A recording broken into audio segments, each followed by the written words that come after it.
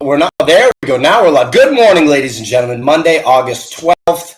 Oh, Kix turned it off. Kix was repeatedly running the shit, I don't know, man, audio loop right there. But we're here. We're back. This is the Daily Bone podcast where we discuss all things crypto market. That's including majors like Bitcoin, Ethereum, Solana, meme coins, and of course, NFTs. A lot to discuss today. We're going to discuss the increased competition in the meme coin market. Kamala Harris is surging presidential odds and a deep dive into the best PolyMarket picks for the day with Kix. That's exciting stuff right there. Before we go any further, Kix, he just got up. Sig, how are you doing?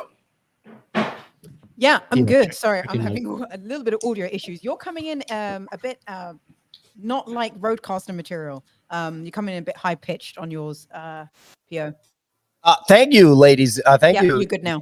It seems like I'm clean. Ray, is that what you were going to say when you came on? All right, cool. Sounds good. Kix, how you doing this morning, buddy? Phenomenal, man. Had a great weekend. I think I had like 9.5 hours of sleep last night. Pretty killer. So I'm ready to just absolutely get after it today. Today's about to be one of those Mondays where you're like, woohoo, this week I no idea what's going on. You're coming out of the locker room for that football game. You give your left defensive tackle a big smack on the butt. You say, today's the day, buddy. We're going to get that W. That's how I'm feeling. That's what I'm talking about. A fun story from the weekend that you guys might get a kick out of. Maybe Ray, if you want to pull up Gabriel Haynes' Twitter account. So Gabriel Haynes has been staying in New York for about a week now. Not to dox his location, but he's been posting pictures of him sleeping on the street of New York for the sake of jokes, which is pretty funny. But anyway, he asked me if there was like a martial arts gym that he could train at. And I said, oh, well, you should, come to where I train Muay Thai. Like, you should pop over there on Saturday. And so I invited him to come train, and he came. And well, first of all, thank God. Yes, he's like doing all these bits where he sleeps on the street of New York. It's pretty wild stuff. But anyway, thank God I didn't end up getting partnered with him in the class, but he was like 2 or 3 sets of people down the street from down the gym from me. And halfway through the class, I'd never seen or heard anything like this. Everyone's going through the combo that, people were instructed on. It's halfway through a round. All of a sudden, I just hear someone shrieking at the top of their lungs in the middle of the class, "Who's going to carry the boats?" Full volume, right? And I just was like, what? I look at the coach. The coach is like looking around. He's like, who's screaming that? And then I just hear, "What are you, fucking pussy?" And I was just like, dude, what is going on? Gabriel Haynes was shrieking at the top of his lungs in a crowded martial arts class halfway through the class mid-round. And afterwards, I was like, dude, like, do you do that regularly? He's like, I had to psych myself out, man. I was getting tired. Dude is different. I was talking to the head coach afterwards. He was like, "Is that guy a comedian?" I was like, actually, he literally is. Is that a David Goggins quote? Who's going to carry the boats is a David Goggins quote. Yes. Yeah, that's dumb. That's a dumb quote. We haven't. Who carries boats anymore? What are these guys, dockmen? I don't know. But then Navy SEALs, like, what are they doing? Carrying like assault vehicles or something? I don't know, but that's wild. And yes, what you're saying is if you were paired up with him, you would have been just like so embarrassed. You would have been like, oh my God. Especially because I know him, because then it's like, oh, you're bringing this guy into the gym and he's just doing some funny stuff. Hey, people remember that session. I bet some sessions just kind of get glossed over. Everyone's going to remember like, yeah, remember that session last week where that dude screamed who's going to carry the boats after he's fired? It was funny. He was then also roasting me for not staying for the second class in front of the head coach. I was like, fuck you. Like, get out of here. I was like, hey, no. Anyway, he seems like a good guy. Fun No, guy. he's definitely a fun guy. He also told me and Nick that he was going to kill Tony. And we were like, oh, shit. Didn't even realize that was here at Madison Square Garden. And we bought tickets, and Nick splurged for good tickets. So I got to like Venmo him like hundreds of dollars now. But anyway, coincidentally, Gabe and his wife were in the row ahead of us, and so we could see them. He was shrieking during Kill Tony, standing up, shrieking at Madison Square Garden. The whole section was paying attention to him. He's at a 16,000 seat show at Kill Tony. I was like, dude, this guy's just straight up different. But yeah, that was a crazy show. I tweeted about this. The end of the show, Shane Gillis as Trump started joking, like shitting on Joe Rogan, and then they brought out Joe Rogan, and Joe Rogan didn't do any comedy. He just introduced Joey Diaz. He did one joke, burned the house down. Then they brought out Aaron Rodgers, quarterback of the New York Jets. and he launched footballs into the audience. So it was definitely a strong. Oh, dude, it's like right talk all together, hanging out. That's awesome. What is burn the theater down? Is that a positive thing? Like made everyone laugh? Burn the house down, just crushed. Oh, that's good. Yeah, I like Joey Diaz. Gabriel sounds like a comedian's nightmare. You know how comedians always like pick on people on the front row, and then it's always a regular person that doesn't have the brain power, the wit to come back at them. Gabriel does. He sounds literally like a comedian's nightmare, and it would really be a test for Gabriel and the comedian on stage to see like who's wittier and who's funnier. Because there's not many people who can do that in a show. Just stand up and just be like, "Who's carrying the boots?" 100%. And that's the thing is he doesn't look like he looks like a mark. Like they'd probably be like, oh, I'm going to be able to rip into this guy easy. Next thing you know, they're fighting Kung Fu Panda. That's funny, Kicks. Look, so we're going to get the show on the road because we have a lot to talk about. All things PolyMarket. It's going to be a heavy PolyMarket show. So if you don't like that, this is not the show for you. But anyway, real quick, shower thoughts of the day. This is a segment that Ray wanted to try out. We're going to be trying out a lot of different segments, ladies and gentlemen, on this show. So as we kick off the show this morning, we want to get the wheels in your head turning. We're going to share a few shower thoughts or small realizations that makes life simpler things a little bit more interesting. This is interesting, Ray. You got a couple of quotes here. If elevators hadn't been invented, all the CEOs and important people would have their offices on the first floor as a sign of status because you didn't have to take the stairs. Look at that, Ray. Ray dug that one out. Next one, being able to tolerate the sound of your own voice in a video is probably the highest form of self-acceptance. I know exactly what you're talking about with that one, Ray. That's for sure. And last but not least, when you're a kid, you don't realize that you're watching your mom and dad grow up. Ooh, that one cuts deep. That one cuts deep there, Ray. We got the shower thoughts of the day, getting your gears turning, but now we got the weather report to really kick things off. I don't know if it's Sig or if it's Kicks today, but whoever's running with it, please take it away.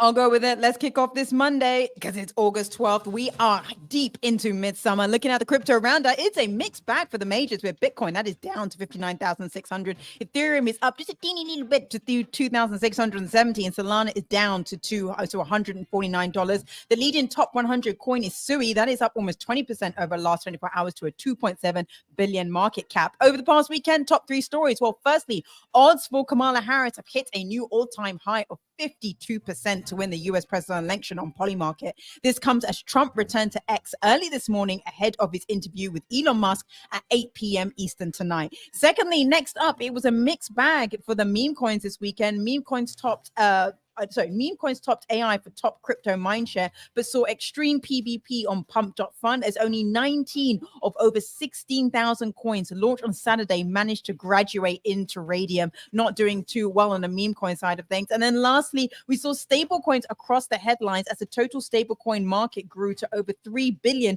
after last week's crypto rebound. Ripple started testing a new stablecoin on Ethereum, and XRP, Ledger, and Celsius sued stablecoin provider Tether for 2.4 billion over liquidation of 39,000 Bitcoin. That is all for the weather report, and it is back to you folks in the studio. Fantastic weather report as usual, Sig. So as I mentioned, it's going to be a PolyMarket heavy show, ladies and gentlemen, just preparing you for that.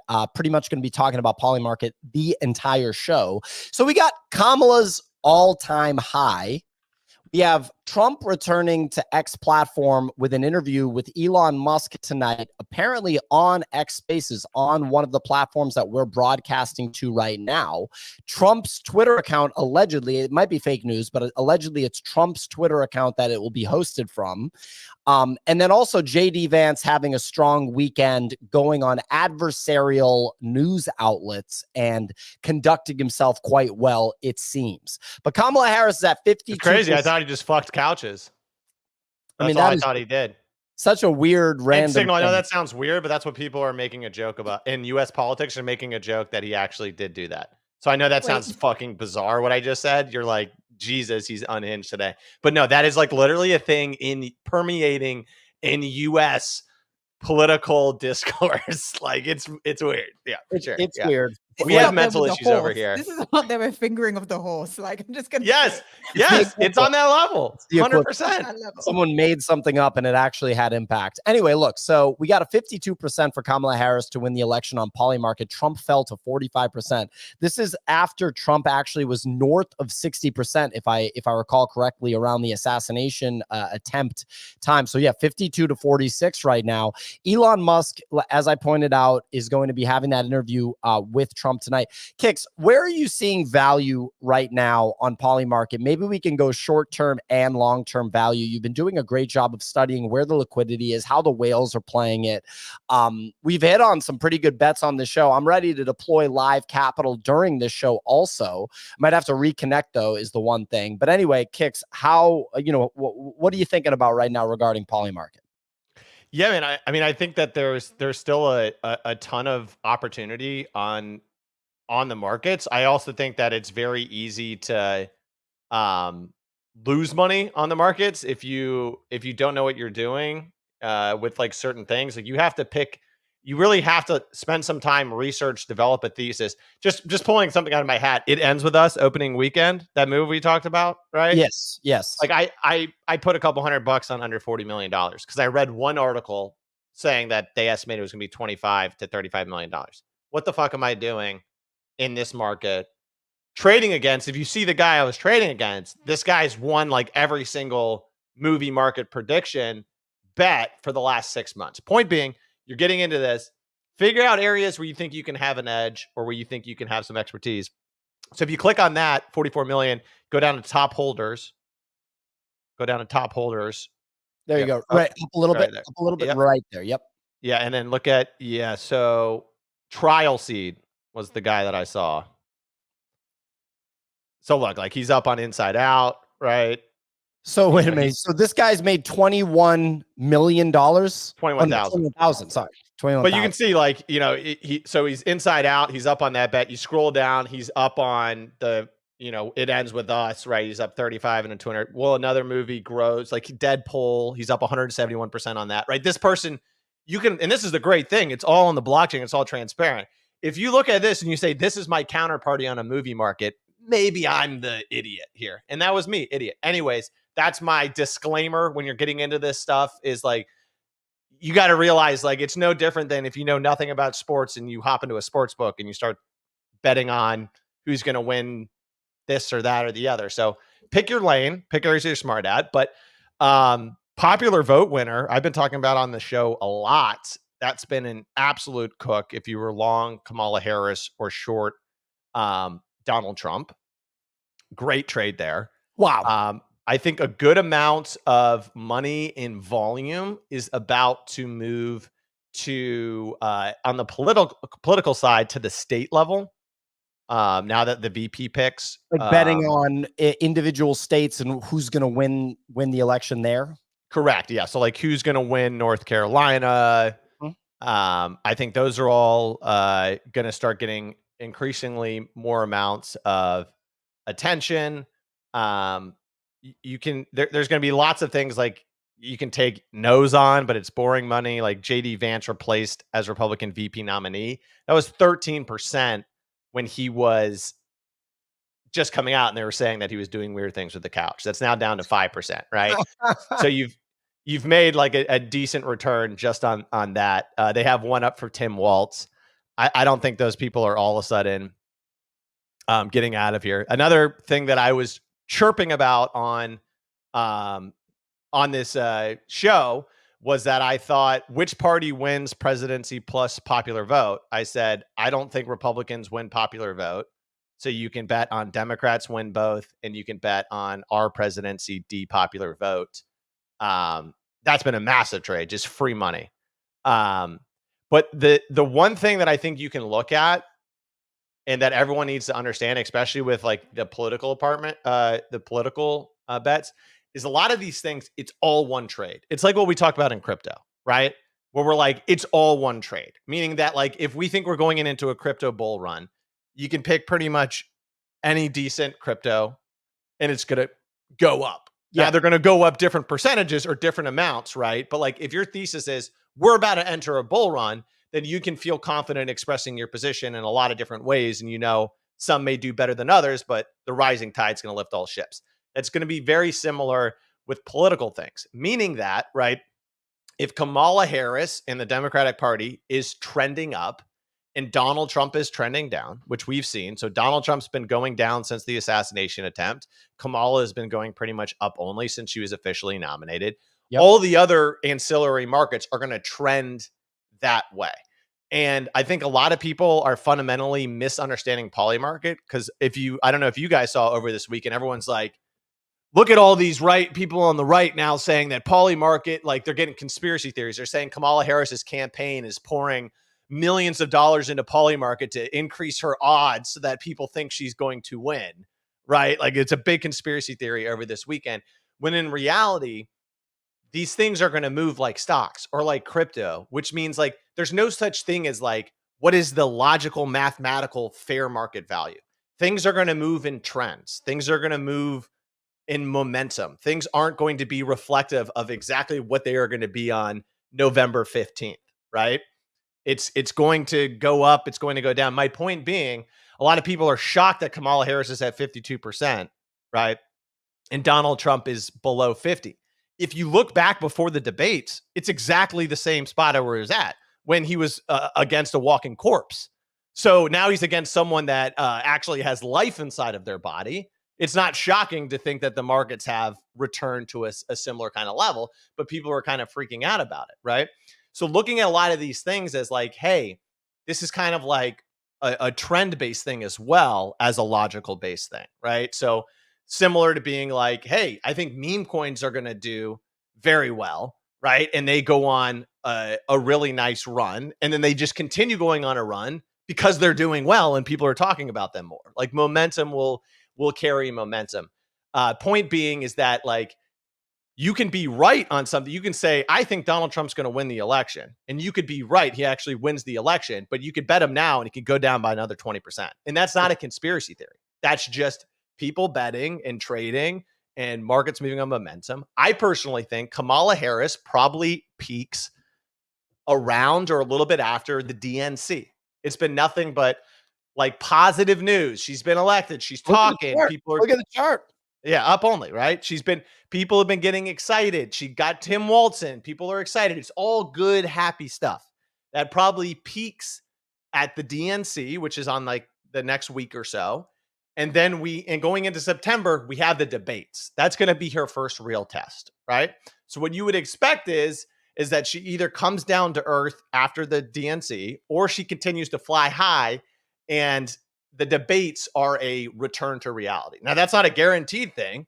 Trump could hop up on stage and say something incredibly messed up and he goes down further. Who knows, right? He attacked our boy Joe Rogan over the weekend. Like, what are you doing, Trump? Come on, man. You see a layup and you're just going to pass it to the other team? What's going on here?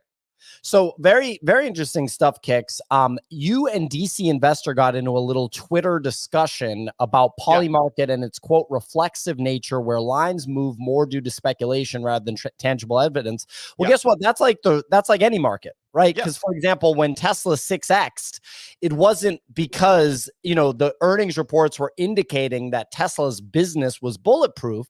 And in fact, if you talk to anybody that spent their time analyzing the stock market, all you heard was overvalued, overvalued, overvalued. It's a bubble, overvalued about Tesla. And they actually weren't wrong. They were just wrong at individual times that they were saying 100%. That, because people were at 2x on that run. Yeah. They were like overvalued. At 3x, they were like overvalued. It's like, well, guess what? This thing's about to rip 6x overall from the bottom. And that's essentially the same thing here. So walk us through the discussion here with DC Investor. Yeah. Great saying, right? You can be right or you can make a lot of money, right? I could have taken Shapiro at a 3x. I wanted to be right more than make money, right? And round trip my gains, broke even. So what he's asking is, he's basically saying, similar to what we said with Tesla and everything like that, do things on PolyMarket only trade off of news events, or do things trade simply based on momentum or swings that have nothing to do with an actual news event? What I explained to him was, in the VP markets, there was Waltz and Shapiro going into the weekend with the announcement on Tuesday. They got pretty much within 50-50. Like they were like the equal top two candidates. Everyone else was like 1% or lower. They were around 50-50. But what happens is these markets aren't massively liquid. And a lot of times there's more positions out there than there's liquidity on the books. Similar with like coins, meme coins and stuff like that, right? If a big whale in a meme coin wants to sell it all in one clip, he can tank the chart by 30%, right? So what happens is a Shapiro whale gets a little jittery, gets a little scared, right? It's on Sunday. He just market dumps his shares. At the time, Shapiro was like 55%, Waltz was like 40%. In one clip, he takes Shapiro from 55 to 40, and he causes other people to panic. One guy. And he causes other people to start panic selling. They panic sell all the way down to 12 cents, where a whale dumps 50,000 Shapiro shares for 12 cents. And then within 30 minutes, the market snaps back up to 50-50. And so that's just an example of like, there was no CNBC says Waltz is the winner. Like there was nothing like that. That was just people trading off of one person's trade and just reflexivity being like, oh, he's dumping. He must know something. I'm dumping or panicking, right? So a lot of these things on these markets can just move super inefficiently. And if you feel like you can have an edge, then you can counter trade a lot of these things, right? But don't step in front of a freight truck and scream, I'm right. This car is going to stop before it hits me, right? Meaning don't short Tesla because you're like it's overvalued and get destroyed. Meaning that you could like Trump and then you could say, well, I can slam the bid now, or I can slam the bid a week from now or 2 weeks from now and maybe get a better deal and then swing trade it the other way, right? I mean, it's pretty nuts. If I look at, so right now on PolyMarket, you got a lot of long-term bets that feel like free money. One of them right here, will Kamala Harris win all 6 swing states? 29% chance.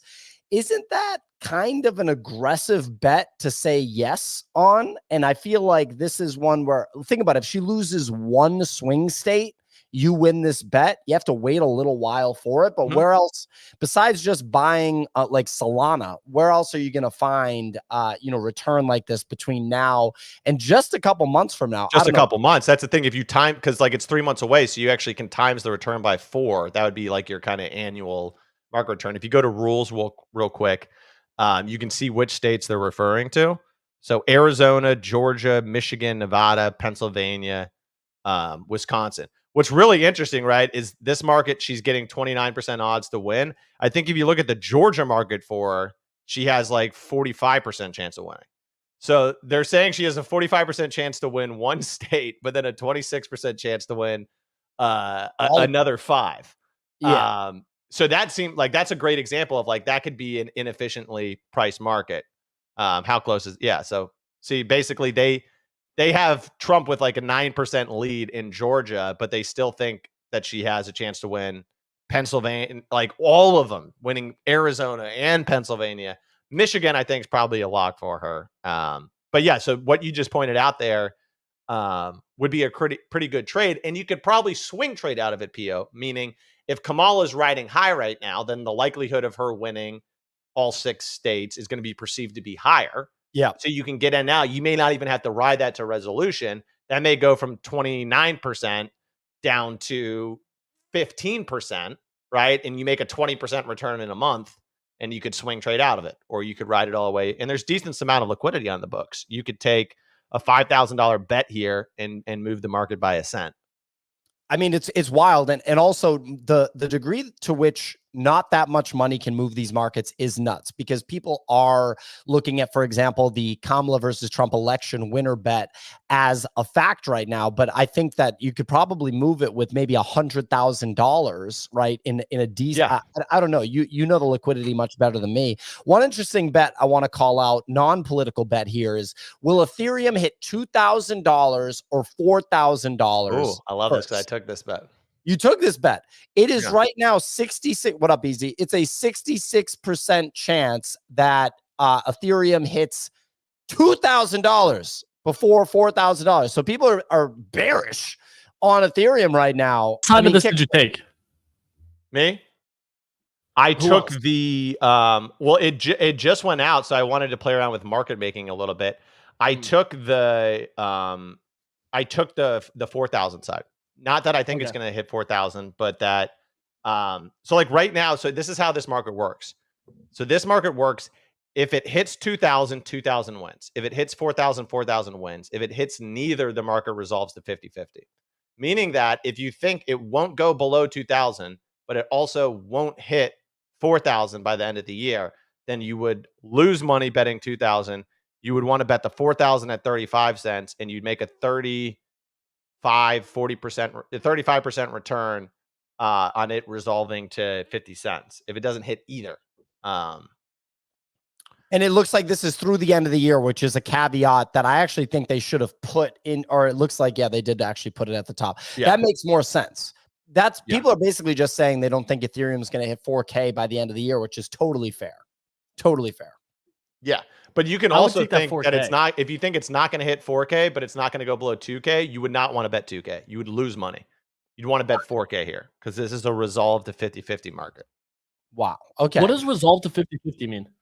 So it means if neither of the conditions hit, then both sides resolve to 50-50. So for example, easy, I took a bet which will reach a new all-time high first, Solana or Ethereum.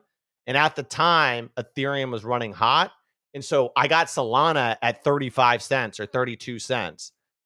But basically what that means, if neither of them hit an all-time high, this one's hard to find, Ray, so I'm sorry. If neither hit an all-time high, my 32-cent Solana goes to 50. I make like a 30-something% return. But if Solana hits an all-time high before Ethereum, I like 3x my money. So I loved it. Was a hedged bet essentially. Did you bet this one on PolyMarket or some back alley? Like I don't do no back alley shit, dude. No, it's weird. It's something with like the tagging of these things where they just like sometimes won't like pop up when you search for them. But I'm gonna find it for you. Kicks. I was listening to a little bit of the show at the start. Oh, sorry. The movie bet. You said you were on the wrong side of that. Did that whale take it will go over 40 million? Yeah. Yeah, that whale took it'll go over 44 million. So that's my last time just betting on shit that I have no fucking edge on whatsoever. a women's rom-com movie with Blake Lively.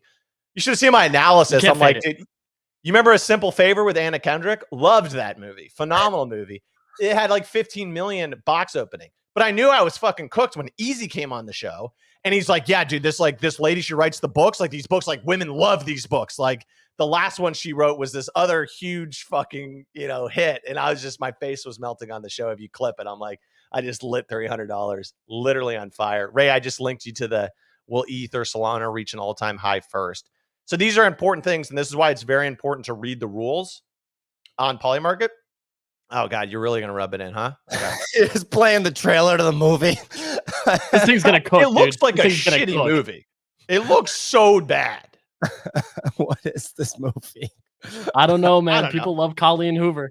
I read it. Basically, she ends up having a boyfriend, and then shocker, moves to Boston, starts a flower shop, meets a boyfriend. His boyfriend's a doctor, but his kind of is manipulative and reminds him of her parents' dysfunctional relationship. And then big shocker, her like high school lover randomly shows up in Boston, and now she has she's got to figure out who she loves more. Fucking $44 million. Bullshit. Anyways, so this is the one I got Solana when it was at 35 cents. It's now at 61. So I probably should exit here. But I took it because I was like, Solana is either going to all-time first before Ethereum or neither of them do. And it's going to resolve to 50 cents. And my in is at 32 or 35. So I'm going to make 30%, even if you have both sides of the bet there. Yeah, basically I just get blown out of Ethereum, reach an all-time high before Solana by the end of the year. So Kix, I have a question for you, just for the audience here. Like, what dictates when you sell? Because that's something that I think a lot of people don't think about. And I've never let a PolyMarket bet settle. The only one that might is this temperature one I took, which still is open for July. I don't know how. Can't you just go measure the ocean? Like, goddamn, I don't know what they're waiting on. But that's the thing I'm still like kind of watching here is like, when do you determine when to exit? Because I've exited every single one that I've taken, including the Waltz trade. I exited at 99% before it was like confirmed by the media. Yeah. So great. First of all, great question. Second of all, like like the way you're talking about exiting is completely fine. You can exit at 99 cents before this thing even goes through resolution, and it could get disputed and all that stuff. And other people on the other side will be like, hey, I'll carry your trade for you and make 1 cent off the 99 cent or whatever. It really just depends on like how confident you are. So for example, I took bids on will USA win most medals in 2024 Paris Olympics, also win most gold medals. Those are both at 100 cents right now. And I'm just going to let those resolve through. Will another country win gold in women's football, soccer? No on that.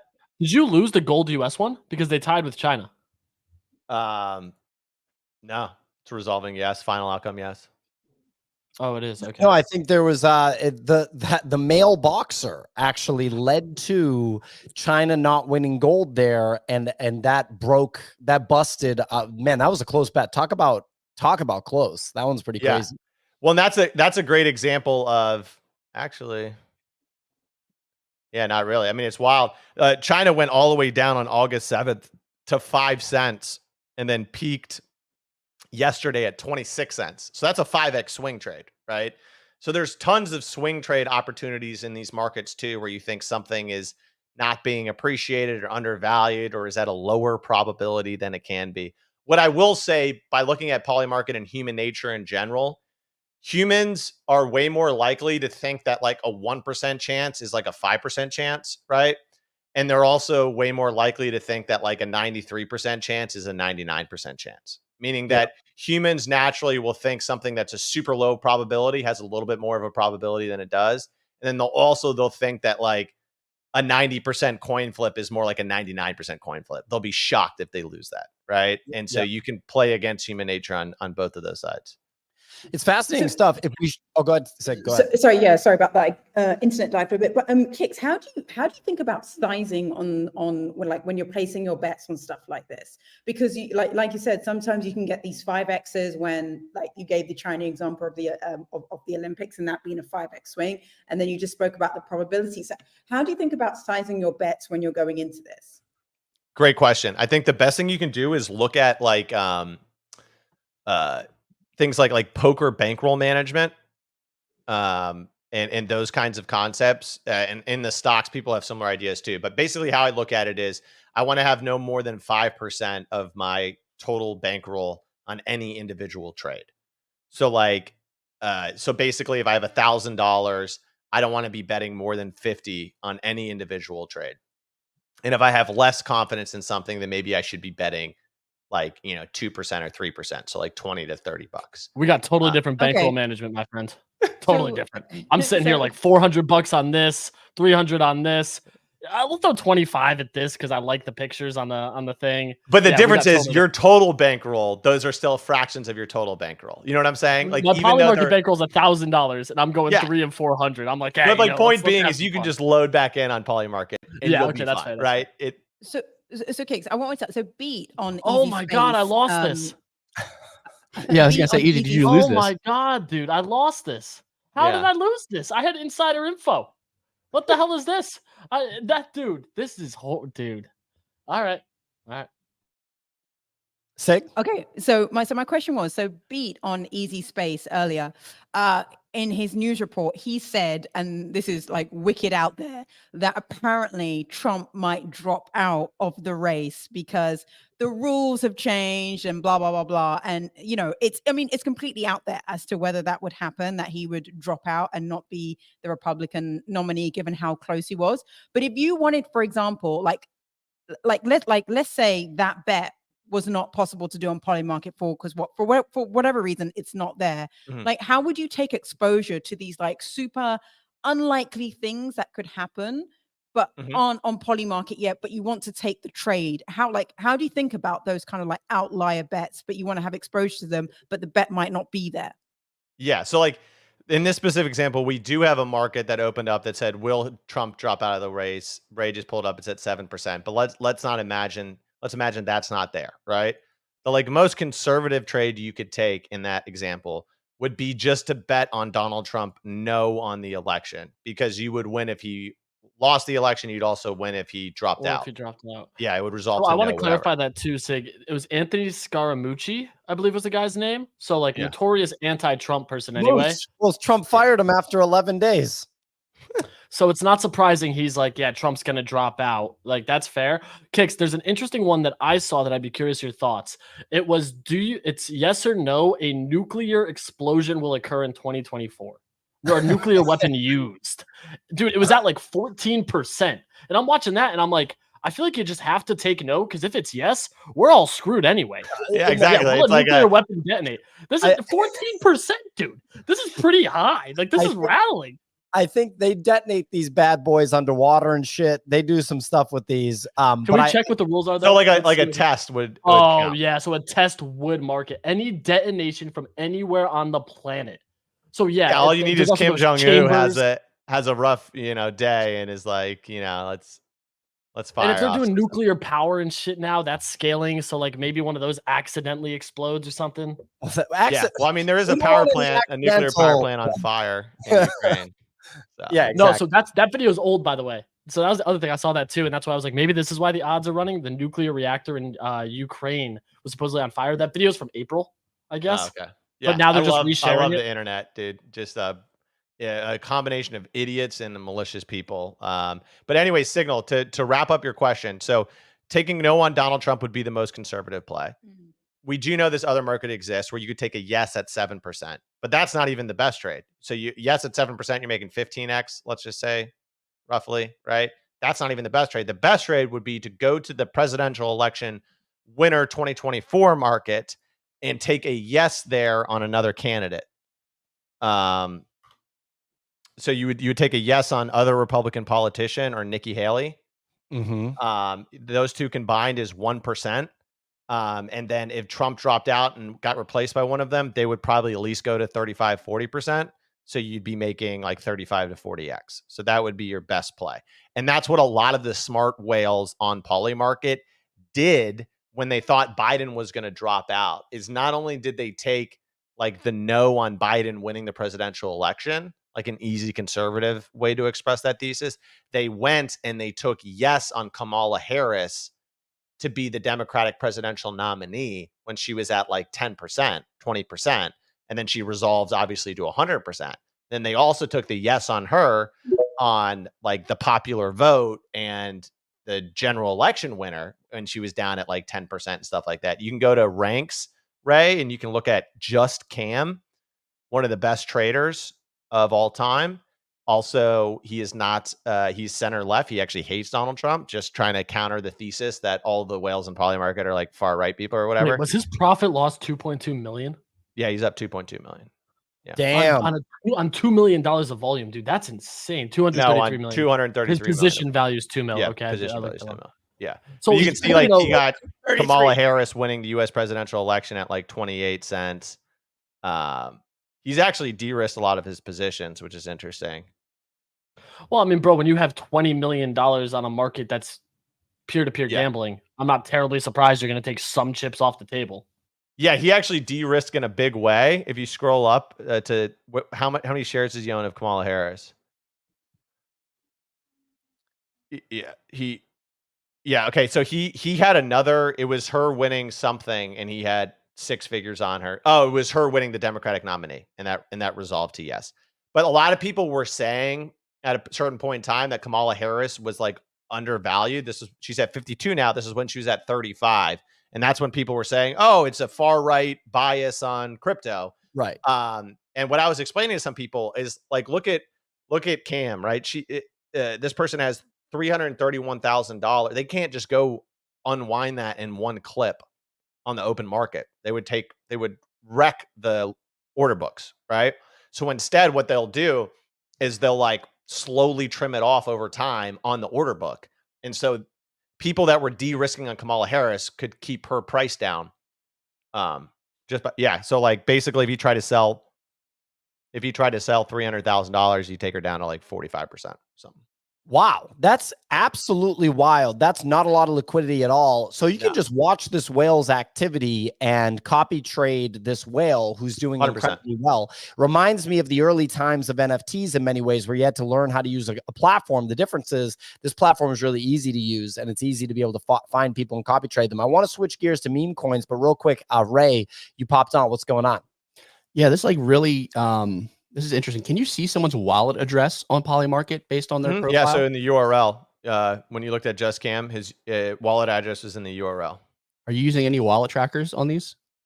I have, some things that I'm looking at. I definitely am very aware when I'm going into position of what sides the smart money's on. But I think Ray's idea is more just like you could get an alert and try to tail that low buy volume, because that's the big thing. Is like a lot of people are probably watching Just Cam here, and when you enter a position, that price probably swings a few cents, which on something that's really low, like a 20 cent to a 30 cent move, that's a 50% gain. Where if you can get in shortly after they make that same play, copy trading could be extremely lucrative, where you could literally just buy and sell in the same 10 minutes just off the other whales tailing. The tricky thing is that a lot of whales, they don't accumulate on market orders. They accumulate via order book. And so it can be a little harder to see them like passively accumulating a position. And then also a lot of these they're hedged out in ways that you can't understand just by looking at like one order. So like, for example, like some whales on the VP market, right? They were like, yes, on Shapiro. And then you check back the next day and they had an equal amount of yes shares on Tim Waltz. And you're like, how the fuck did that happen? I was looking at the activity feed all day. They were just on the order books, snipe. And then there's all sorts of just weird getting sold into. Yeah, exactly. And there's all sorts of weird things you can do. So for example, if you want yes on Tim Waltz, if you buy 100 no's on every other candidate, you can convert it into 100 yeses on Tim Waltz. So people can accumulate yeses on a position by taking no's on the other ones and then converting it over. I didn't realize there was a conversion market too. So is there even like some arbitrage opportunities on stuff like that? That's how all the bots make their money. Is they basically, if you go in and you buy 10K of something on like a low order book, a low amount of liquidity on the order book, you'll move the percentages and you'll see bots come in and they'll basically close the arb on the market. I watched one guy make a 10K buy, and then I watched bots come in right after and close $240 of arbitrage. So it's just like MEV in crypto. Fascinating stuff. I mean, Kix knows it like the back of his hand. The thing that I like about it is you can actually use strategy and research to be able to yield outcomes, which almost feels like it disappeared to some capacity on the quote crypto side of the market. In many ways, there was a lot of like insider pumps. And if you're not an insider, you're just kind of throwing a dart at the wall. Speaking of insider pumps, we got Pump.fun peak PvP over the weekend is how Ray is coining it. Just 19 out of 16,000 meme coins launched on Saturday were able to graduate to Raydium and hold the 69K market cap. That's a 0.2% rate. So Saturday wasn't the best day to be slinging money on Pump.fun. Easy, what's your take on that? I think these numbers are slightly skewed, to be honest, because you have so many copycat tokens, so many that literally don't even get a single buy, that like 175 graduating is really bad though. That's extremely low. But I actually ran a poll too that gave me some interesting insight of like what market cap are people looking to trade. And Kix over here just opening some shit. What is he doing? I think he was like opening a bag of chips or like getting a soda or something. I don't know what the hell this dude's doing. I've been letting my weed dry out for too long. And okay. It's the audio. Anyway, easy. The thing with that was like only 175 graduating is not terribly surprising. We have started to see like oversaturation. The other thing with Pump.fun is that now there's zero cost to launch a ticker, where before there was like $2 or $3 cost. And then if you graduate now, so there's zero cost, and if it migrates, they give you half a Solana. So it's basically incentivizing a ton of tokens because there's no cost to you as the dev, quote the dev. But if you can get it to graduate, you get half a soul. I posted a pretty lengthy reply to this and was like, I have some ideas on how they could probably solve this and go for more quantity versus quality. A lot of people said that that's not what they're going to do because it hurts their fees. But I'm like, I don't think it will if you start having more volume on the quality stuff, purely because people are stepping away from Pump.fun now because there's so much garbage. Whereas like 2-3 weeks ago, you had the highest volume days. They're making 3 to 4 million a day. That number is now drastically decreased because of like the number of like poor tokens that are on there and poor choices that people can take and swing on. You're not getting the same thing. Like now tokens are basically peaking at 3 to 400K versus the 2 to 3 million. And now we've even started to see tickers. This ticker Unicorn Uwu launched. It was not on Pump.fun. It's now at a $25 million market cap. You had a full 24 hours to buy it at 5 million. So you're seeing more of these like higher market cap tokens being where people are focusing now. And they're basically done chasing a lot of these like really low market caps. The poll that I ran showed, I want to say it was 25% of people look for sub 50K and over 30% only trade over $1 million. The rest basically don't look at anything below $1 million or over 50K, which to me was like, that's pretty shocking considering it's the two extremes that people are trading on, either over $1 million looking for a runner or under 50K looking for the next one.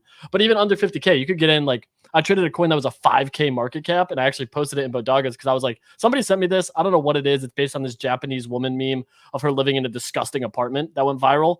And it ran to 600K, did 120X. So like there's still opportunity, but it's like that was the only token I saw that went from sub 20K to over 500K in the same day. Yeah, and I've go ahead, Signal. No, just really quickly, does that change your thesis on the whole like Raydium pumping because of the super meme cycle? Because if we're getting less graduates, like only 175 this weekend, does that change things for you in any way? No, to be honest, if anything, I still think that it makes the most sense because all these tokens, it almost fits the thesis still that if a lot of people are now shifting over to that 1 million plus range, the majority of those tokens that are on the market right now were pump funds that are seeded through Raydium. So even if you're providing liquidity, a lot of those pools are still on Raydium where they're still earning fees. And the thing is, Raydium is still the dominant participant right now when it comes to the overall like quote liquidity pool for Solana meme coins. And all it would take is Pump.fun changing a handful of things, not even one or two things, for them to get back in the center focus and Raydium to continue to rally. Like I still like this chart. It basically double bottomed here right at that 400 million mark. And when you look at something like a Uniswap and where that traded, Raydium is arguably the predominant liquidity provider for Sol. And I still think Solana meme coins are going to continue to be the focus. Like that's just the most simple thesis is that meme coins are still going to have their day.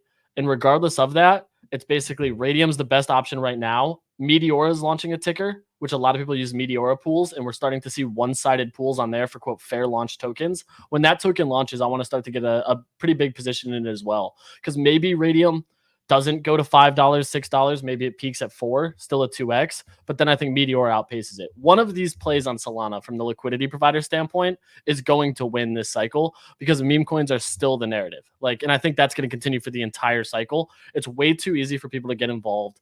It's significantly easier for somebody who's net new to look at a picture on the internet and see that there's a financial incentive behind it now that they can buy into if they think that meme keeps running. Like, have you guys seen this Italian family that does the boom or doom with the chicken bake?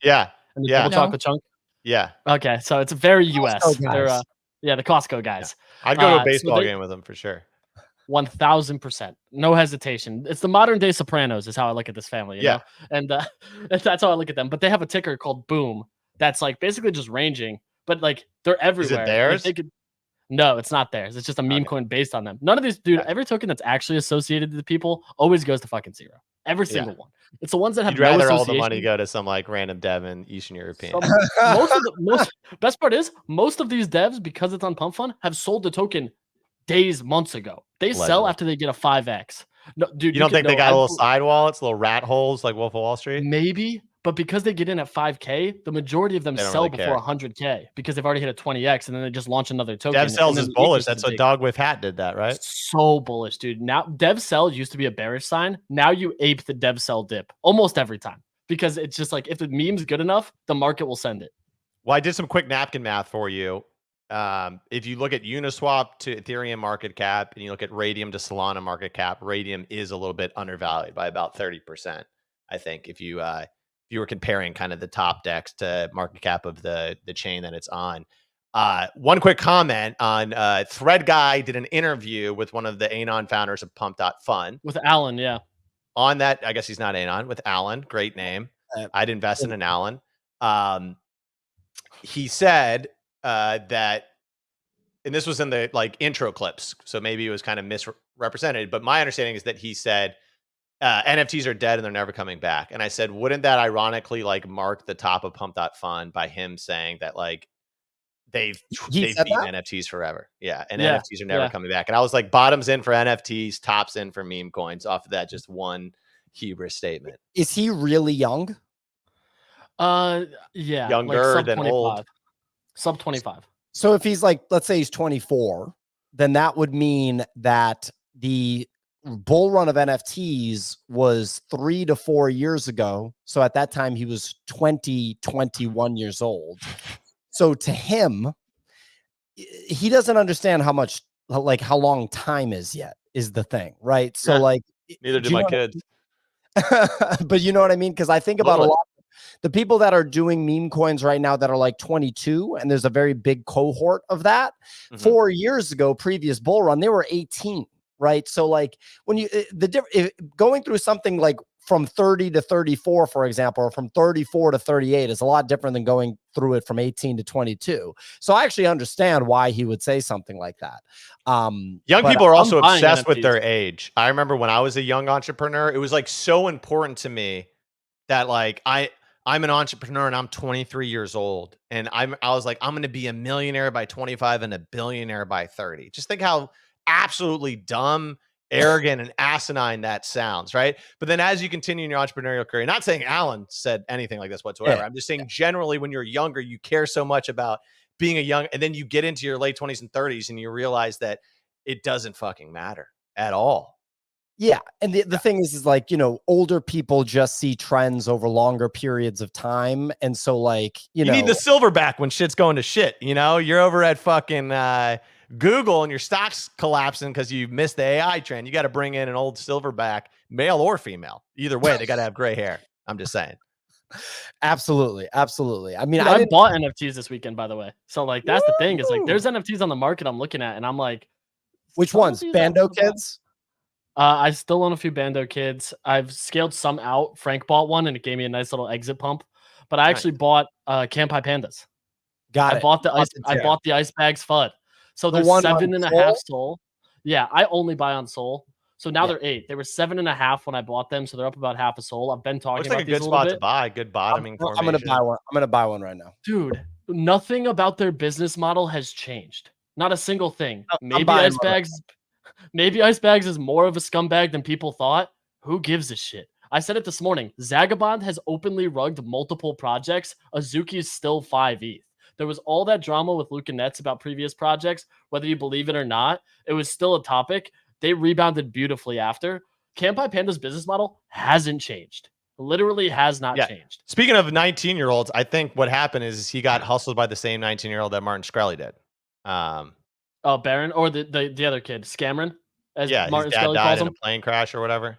Yeah, Martin Shkreli publicly calls his kid Scamron instead of Cameron. Yeah, I mean, you look at his face, man. I would have punched him in a lacrosse game, and I would have gotten sued by his family. And my family would have been ruined. What are you talking about? Sorry, you look at he's a punchable kid, and he's over 18. I can legally say that. I can legally say that. 5 sales puts you up to a 10.5. Yeah, you just buy. Did we just see that happen live? You just bought the 8. Yeah, love me some live buying. Yo, I just bought that was a steal right there, sucker. And the thing is, with Layer Zero launching, so the other thing you got to think about this: Layer Zero's launch support for Solana.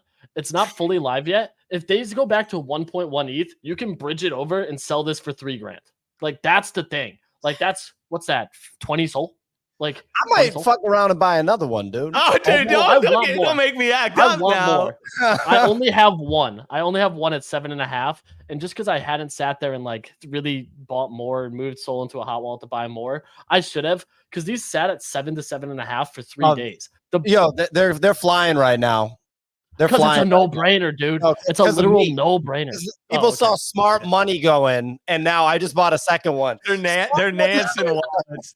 Their Nance and alerts are just going crazy. Bro, look at this. Pio, if you get 5 sales right now, 5 sales go through, you're already up 50%. Should I buy 3 more easy? Should I do it? No.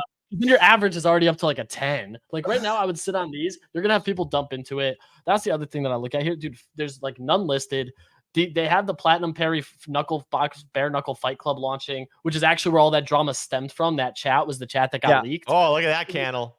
We're at 10.4 because everybody's phone is vibrating. Literally everyone like all over New York right now is stopping working. The people at like, Goldman Sachs, their phones are going off because I just bought. So now the alpha is going crazy.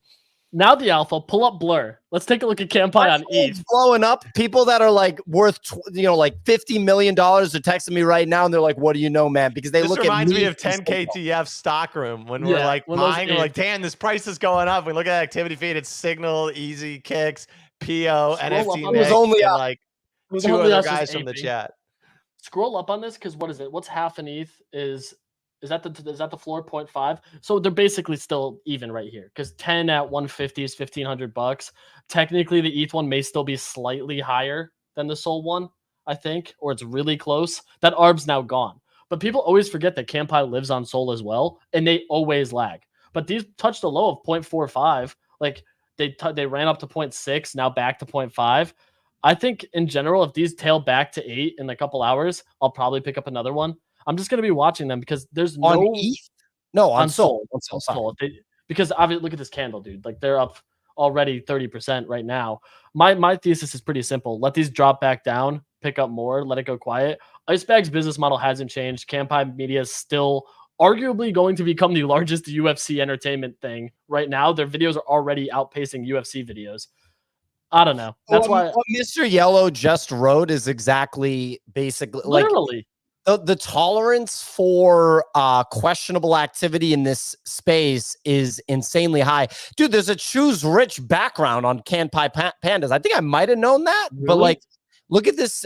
Go to the floor on Kanpai Pandas. Ray, look at this one for 16.33. It looks like it's number 725. Right. Oh, yeah, there's a choose rich background on Kanpai Pandas. I'm not going to buy it because it's above floor and I'm smart money. I just sweep only floor. But this is such a no-brainer, bro. Zagabond openly has 3 rugged projects and Azuki's still holding strong. And they're crushing, bro. Azuki's still doing well. Nobody gives a shit. This is one so issue. If anything, he's got 2 more. He can do it twice. Minimum, dude. He could probably catch like a mild DUI where no one would care. Maybe a small hit and run where no one's critically injured. Really, no one would care. Bad. Yeah, that's what I'm saying. Like, it's not that big of a deal. And the thing is, if Icebags does come out and show that he lost money on this RTR thing, it will be swept under the rug so fast. It's impossible though to positively prove that you weren't rugged in a space where you could just spin up another wallet. Anyone with half a brain in that kind of situation probably wouldn't be trading out of their main wallet. That's true. So, it's pretty anyway, that was a good value buy. Thank you for that. Have you bought any other NFTs? Easy. I shared this one in the Bodogos chat called Photo Finish. It's really cheap. It's like 0.65. They're still right around my entry. I think these get back up to 1. They converted the PFPs into like redeemable vouchers. So you saw them drop from 4 all the way down. I thought it was a slight overreaction. If they add any reason for you to own the horses again, like these are the Gen 0 horses, I think they go back to 1. This is a smaller cost swing play, a little bit more aggressive timeline. I may cut if they get down to about half a soul and take a small loss on it. So this isn't one I'd be aping right now until we get some clarity. My bearish take on this, Easy, would be that I feel like Photo Finish is a super legit, like awesome company. They're doing great things. And this is probably one of the ugliest profile pics I've seen in a while. So they're probably trying to cut and run doesn't matter. The profile picture doesn't matter. It's because these horses are what you use in. I actually like Look them, at this kids. guy. I like them. But kids, these things were going for 40 to 50 soul. So for me, it was like, I just think it's an overreaction. I have like 18 of these. So I bought a ton because I kept averaging down. We'll see what happens with them. If they go down to like half a soul. This looks like the kid that launched the Trump coin. Yeah, Scameron. Does look like Scameron. Not at all, though. He has a tiny little neck. Yeah. This guy's a big neck. I don't know. This was more of a swing trade, an aggressive one, just based on like an announcement news. But I'm watching the NFT market, man. There's like plays to be made, and that's why for me, I'd rather look where there's like less liquidity and people aren't really focusing. Because dude, projects are still doing stuff. Like that's what I look at here. Is like DGods had an excellent swing trade over the weekend. If you got in Thursday, even Utes sub 5. Do you think things like the free mints will ever come back to Ethereum, or like remember all of that stuff? No. I don't. I think they'll go to base. Yeah, they'll go to base. But that's fine. Blast. I'm just saying, do you think those kinds of things will happen in NFTs again? Like, yeah, I do. Especially games. I think free mints on Yeah. games will be the leader, and you've already seen it. Like games right now are still launching free mints. Today the game was free. It peaked at a 1.8 ETH floor. But it's like a free mint where they give away the whitelist to like 300 people that they're kind of giving a reach around. That'll talk about the game. Cycle. So Utes are interesting though. I will say Utes are really interesting here. Right now they get all the exact same access as DeGods for what, 1/5 the cost. Like if Utes go to 10, I wouldn't be shocked at all. And like they had this double top before this slight sell-off right here. We're like, honestly, call me crazy. A 5 to an 8 soul move is not terribly surprising if you catch some legs here. My only concern is like, how much longer will people really care about this whole like Telegram meta? If he gets a face tat. That's very interesting. I feel like if Utes or DeGods are going to do a move to like 10, you said easy over time, and and that's just based on the Telegram group, then surely Yuga and other side, when what they're focusing on, would make a move as well. What is Yuga focusing on though, besides the game? Vibes. Well, the game, right? That's the whole point. Remember, did you see the game?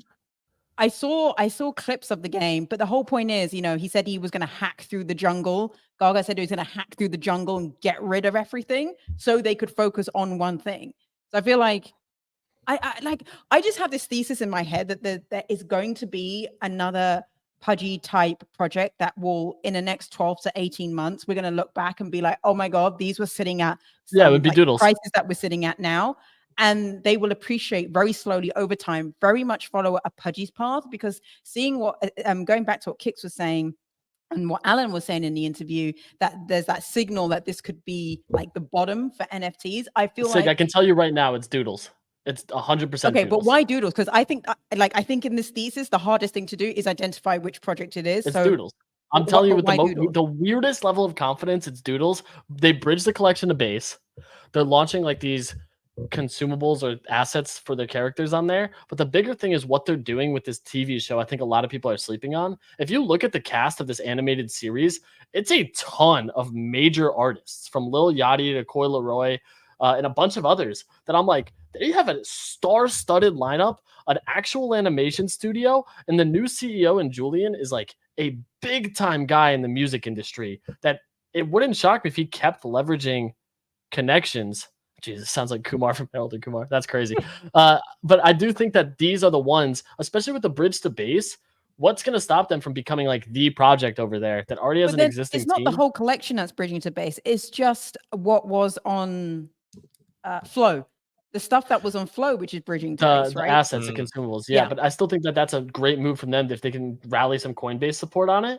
These just feel like, to me, there's going to be a slow, steady grind up. 3 to 5%. I think it would just have to be, but I don't think you're getting out of them any sort of catalyst to make people buy other than some sort of unknown or undefined correlation between the two. I do like the trade. What I'm saying is I think that they probably love the fact that they're now not having to like appease the NFT holders and like launch new airdrops. You know what I mean? So I don't think they're going to, I could be wrong. I don't think that they're likely to do that. I think they're probably like happy with the situation right now, which is like, they're our PFP collection. We're going to keep cooking. But I do agree with you, Easy, that I do think as they do bigger things, it could trend up. My point just being that I don't think they're going to run the hype speculation train on the project again.